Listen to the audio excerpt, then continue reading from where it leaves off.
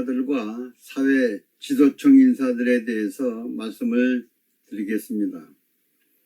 사람은 길을 가야 합니다. 사람이 마땅히 가야 하는 길이 있습니다. 그것이 인간의 도리인 것입니다.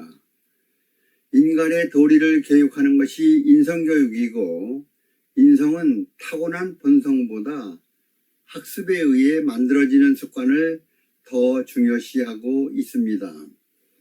인간은 태어날 때에는 거의 비슷하지만 성장하면서 습관은 매우 다릅니다. 그 습관은 바로 자식이 만들어가는 것이고, 이것이 곧 인성이 되는 것입니다.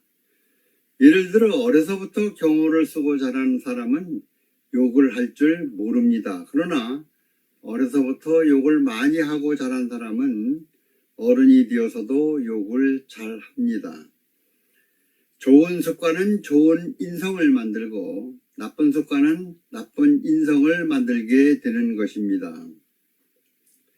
우리나라 옛말에도 3살 버릇 8간다는 말이 있듯이 3 내지 8세 때의 가정교육이 평생을 좌우하는 교육기관이 되는 것입니다. 우리나라 대부분의 학부모들은 공부만 잘하면 인생을 성공적으로 행복하게 잘 살게 될 것이라고 생각하는 것 같습니다. 이것은 크게 잘못된 생각입니다. 공부를 아무리 잘해도 세상 살아가는 방법을 모르면 행복한 삶을 살아갈 수 없을 것입니다.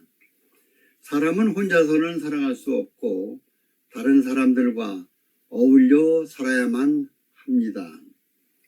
인성교육은 자신의 내면을 바르고 건전하게 가꾸며 타인, 공동체, 자연과 더불어 살아가는 데 필요한 인간다운 성품과 역량을 길러주는 데에 있습니다. 지금까지 성적 위주의 공부로 인해 인성교육이 부족하였기 때문에 잘못된 생각, 잘못된 행동이 습관화되어 있어서 이것을 바로잡기는 아주 어렵습니다.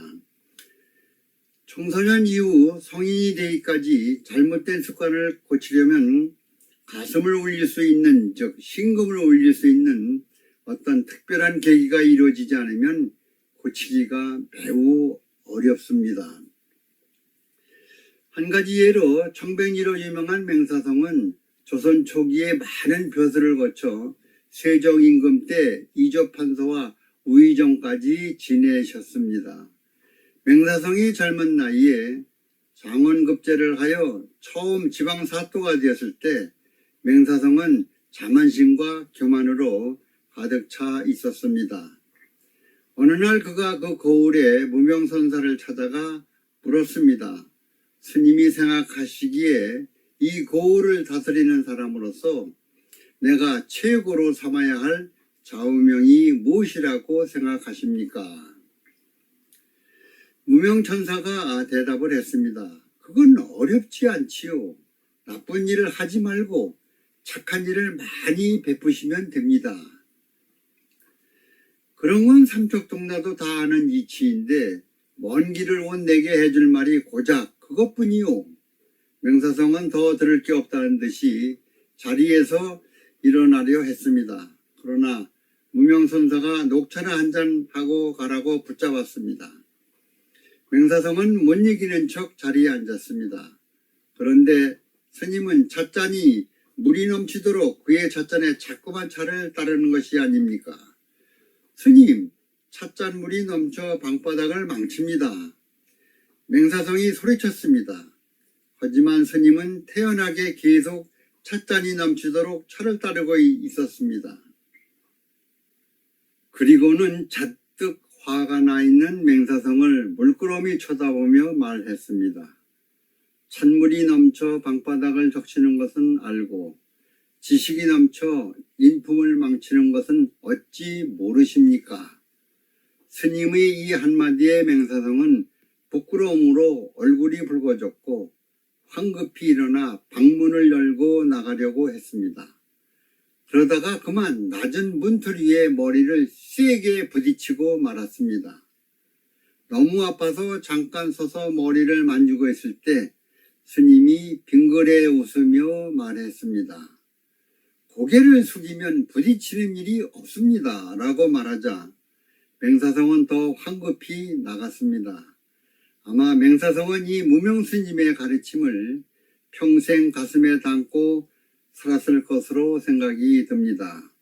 어려서부터 가정교육에서 기초질서 지키기, 각종 기본 예절, 겸손, 정직성과 책임감, 배려와 나눔, 협력 등의 덕목별 인성교육을 철저하게 가정에서 교육시켜 초등학교에 보내야 합니다.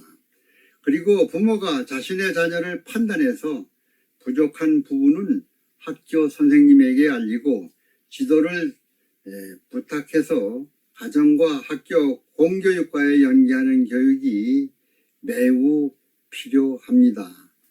지금 우리나라에는 박사, 석사, 학사 등 공부를 많이 하신 분들이 천지에 퍼져 있습니다. 그러나 우리의 교육이 남을 앞지르는 석차 위주의 교육만 이루어져 자신뿐이 모르는 이기심만 극대로 키워온 느낌입니다. 인성교육 토대 위에 지식이 주입되었어야 하는데 그렇지 못한 느낌입니다. 많이 배울수록 누운 풀처럼 자기를 낮추는 겸손한 지혜를 배워야 합니다.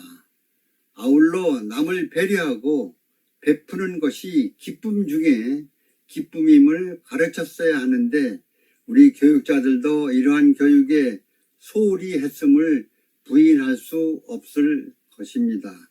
요즘도 언론에 비친 고위공직자 인선 과정을 보면 군 미필자, 위장 전입, 부동산 다운 계약서, 자녀 입시의 각종 스펙에 관한 비리, 석박사 논문 표절 등이 주를 이루고 있습니다.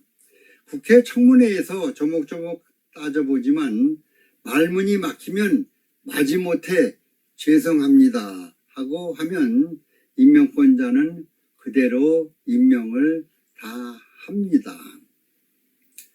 정약용 선생의 목민심서에 제1편에서 제4편까지는 부임에서 애민까지 목민관의 자세를 다루고 있습니다. 목민관의 선임의 중요성, 지방수령은 근민의 직으로서 그 임무가 중요합니다. 언제나 청렴절검을 생활신조로 명예와 재리를 탐내지 말고 특히 뇌물을 절대 받지 말며 국민에 대한 봉사정신을 기본으로 삼아야 한다고 되어 있습니다. 조선시대의 선비정신도 오늘날 공직자들이 본받아야 합니다. 선공후사, 즉 사적인 일이나 이익보다 공익을 앞세워 일을 해야 한다. 박기후인, 남에게는 후하고 자신에게는 박하게 해야 한다. 억강부약, 강한 자를 누르고 약한 자를 도와줘야 하고 수신제가, 몸과 마음을 닦아 수양하고 집안을 잘 다스려야 한다. 이 네 가지 선비정신은 공직자들은 가슴에 품고 국민의 공복, 국가와 국민의 시인부름꾼이라는 뜻인데 이러한 공복 사명의식을 가지고 봉직해야만 합니다. 그러나 요즘 터져나오는 국회 청문회나 특감 등 고위공직자들에 관한 뉴스를 보면 학교 다닐 때에 무엇을 배우고 다녔는지 이해가 안 될 때가 많습니다. 특히 요즘의 정치인들은 도덕과 상식이 전혀 없는 것 같습니다. 대한민국 건국 이래 지금의 정치인은 정직성, 책임감 등은 어디 가고 반성이 전혀 없는 오리발과 거짓말, 뻔뻔함과 변명, 남의 탓 등 정말 수준이 국민들의 평균 수준만도 못한 것 같습니다. 평생 중등교육에서 옳고 그릇됨을 교육해온 교육자 입장에서 우리가 잘못 가르쳤나 되돌아보면서 반성도 해봅니다. 끝으로 모든 공직자들은 청렴절검하면서 국민을 위하고 나라를 위하는 사명감으로 봉직해 주실 것을 간곡히 부탁을 드립니다. 감사합니다.